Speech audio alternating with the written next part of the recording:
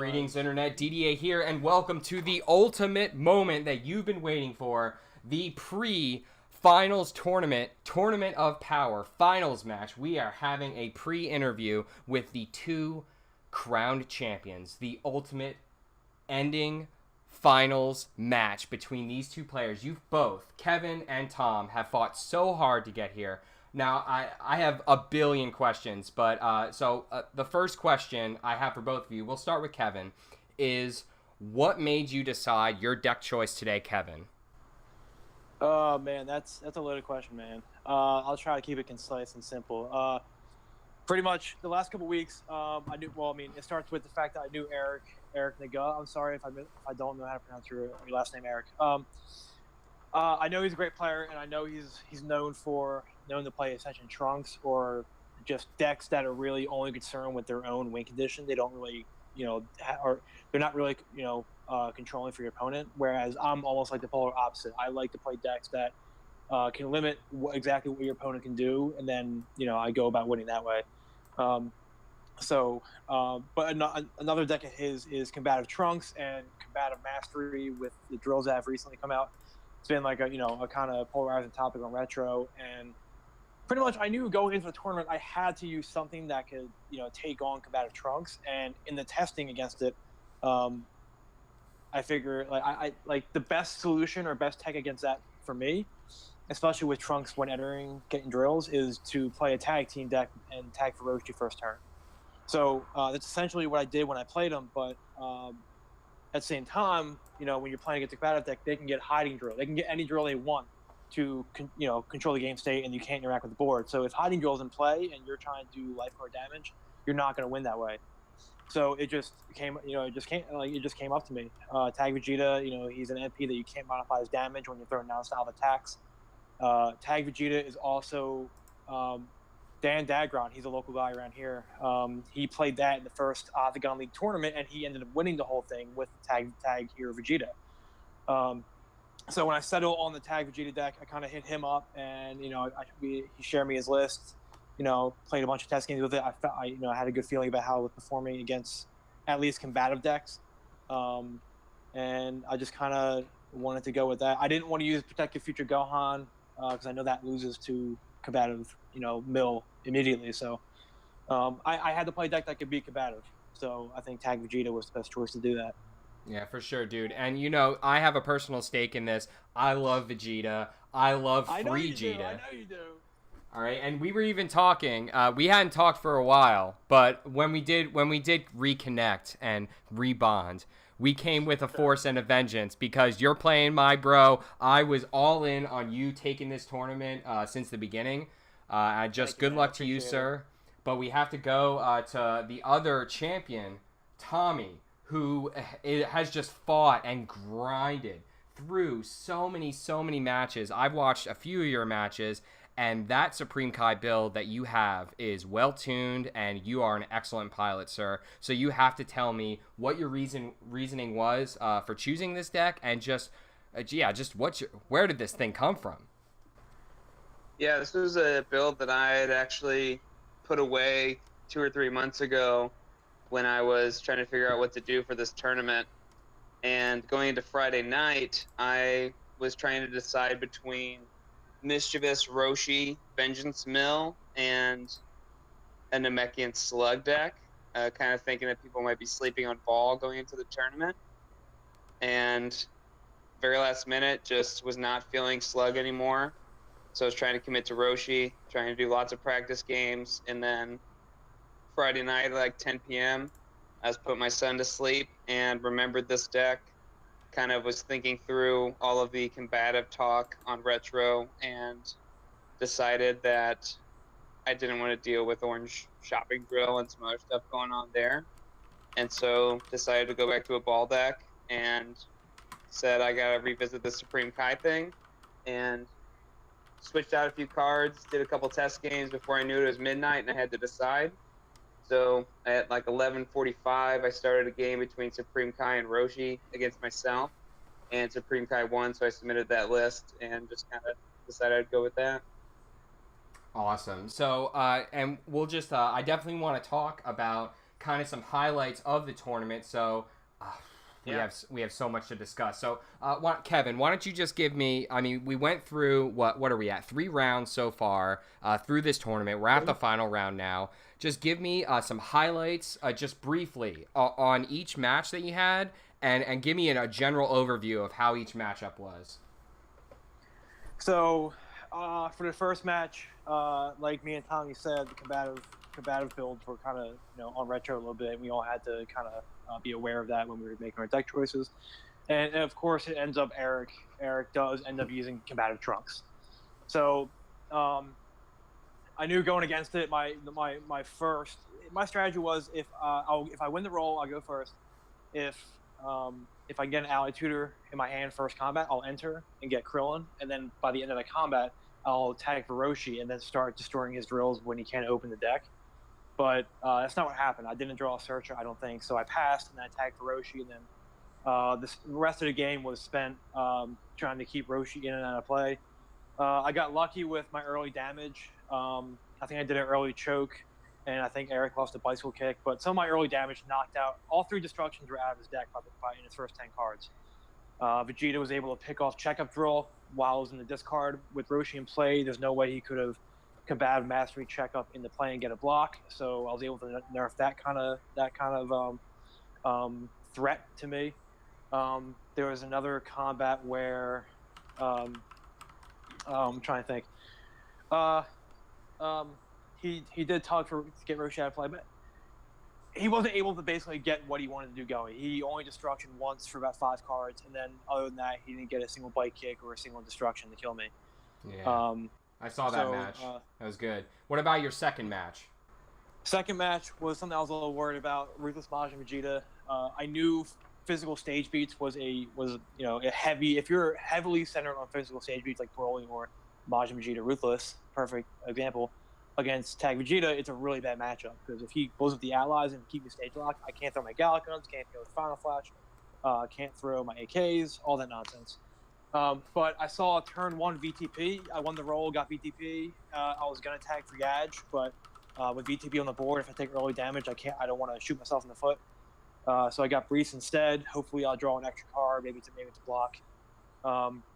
But while that game progressed, I got some good draws. I saw all 3 AKs through all of them. I saw a blinding once, and then I VTP'd for a second blinding. And then I saw a third blinding towards the end of the game, and then the final combat, he was going to try to kill me then. I drew time. So wow. I threw time, threw my third AK, and then that was kind of the end of it. I got down to 2 cards, and that was the win. Yeah, the next game. Yeah, that last game was insane, dude. Dan was someone I talked to throughout, like a few times throughout this past month of testing, and I myself, I will say, I haven't been a big Tag Bobbity fan, and that's something he was telling me that was complete fire. I wasn't really a believer, but we got paired up. I tagged for Roshi as well, slowed his level 1 down. He wasn't able to set up early. He saw an early Villainous Visage, which was like the one card I was pretty worried about, seeing that he's a villain. But I entered a combat, I had a Final Flash, so I could get through the combat safely without him proccing a lot of mill and effects. But with the Visage on board, I had to get Betrayal. The early damage I did in that combat, he hit a couple of corruptions, and I luck sacked, 100% luck sack into a blue Betrayal. Wow. And his random discard got rid of Head Knock instead of the AK. So I'm like, this is fantastic. I'm going to Betrayal Visage, and then I AK for 6. Amazing. And I lost all 3 Final Flashes early in mill, so that will be the card that would win me combats. If he has a critical mass on board, he's not going to be able to do anything if I can Final Flash. But I was able to only get one of them the entire game. So the final combat was really, really close. He had me down to 2. I entered with a VTP, and he ended up level 2 Bobbiting. He played an ally, Rejuved 1. He Rejuved a choke. The very next card that would have been Rejuve was an ally. If he had Rejuved that ally, then I mill out and I lose before I even get in combat. Insane. So it came down to the wire. 2 cards left in my end. Crazy. Super close game. Crazy stuff.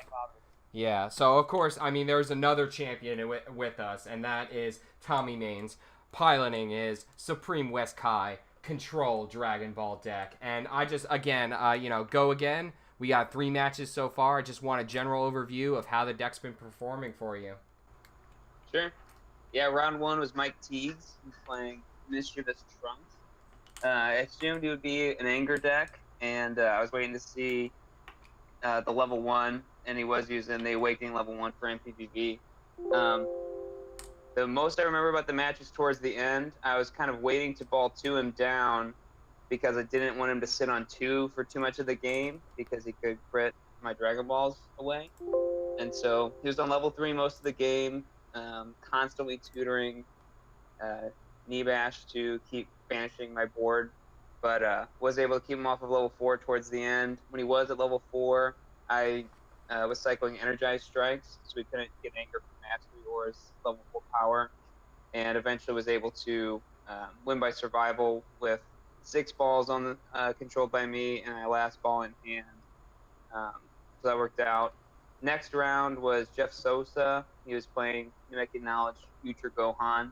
I thought this might have been a tough matchup. I knew that his power wouldn't affect me too much since what I was going to be doing was a lot of the win entering combat with Supreme Kai. But eventually he was on, cycling between levels 2, 3, and 4, getting some advantage from those physical attacks. But eventually just able to keep getting my cards back. I banished a lot of his energy blocks, where the energy attacks I did have were able to consistently hit, and then I was just kept recurring damage.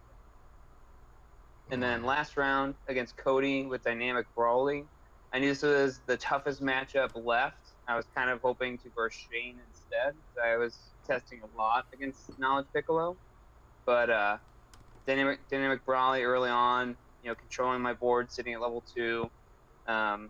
He didn't banish any of my Dragon Balls until near the very end of the game. I had about 14 life cards left. He had 7, and we were just kind of going back and forth. I would shuffle blocks into my deck when entering combat, usually draw one of them, and last turn, he enters, did some attack for stages. I ate all the stages, discarded Corruption with Mastery to banish 2, so we only had 2 cards left, and then he threw another attack, I blocked, and then telepathy to end combat. For the next turn, he drew out for me to win. Wow. So tough matchups all the way through, but Supreme Kai able to hang out with the best of the guys. Yeah, I'm really happy to see you do so well with Supreme Kai because a lot of people they didn't consider Supreme Kai as to be a top tier personality. So you just choosing Supreme Kai in this tournament to me says volumes, speaks volumes on the personality. Yeah, I've had versions of this deck for the last few years. It's basically the Devious Yamcha deck I brought to Gen Con in 2016. Just kind of modified, kind of became the Frieza deck. Then Frieza took off in a different direction. Kept trying it with Yamcha, and then Supreme Kai finally fit the bill to be able to keep getting cards back into the life deck. Wow. Excellent stuff, guys. Okay, we're going to come to a close on this interview. I do want to ask one additional question for both of you. This will be an easy question to answer and a quick one, especially because you need to be very careful with your answer. Very careful. Because I'm going to ask you, what is your strategy going into this finals match? Now, of course, you got to be careful because you certainly don't want your opponent to have, give away too much information here. But so this is a pretty intense match. We got a mid-range ally deck that's kind of aggro, and then we have a Control-y Supreme Kai deck that's going to be dropping down some crazy stuff. So why don't you tell me your strategy, Kevin, going into this? The one thing I'm going to tell you is that I'm going to attack for something. That's it. That's all I'm going to say. I'm going to attack for something. Just try to do what my deck does. Starting with tagging for something. That's my answer, man. That is a great answer. Okay, Tommy, what's going to be your extremely vague and not giving away strategy going into this match? Sure, yeah. So most of Kevin's allies directly influence my attacks are unpreventable, which is awesome for him. And so I'm going to hope that he draws terribly. That's really my main game plan. And just keep recycling Supreme Kai cards. All right. Okay, so now I'm going to kill the audio real quick to anyone who's watching the stream. We're going to get all the streamers ready and all the commentary ready to begin this tournament match. We are already live in the tournament match. They are ready to go, but I'm going to come back down here and let you guys know when you can start, and then we are going to kick off this best of one ultimate finals of the Tournament of Power in just 1 minute.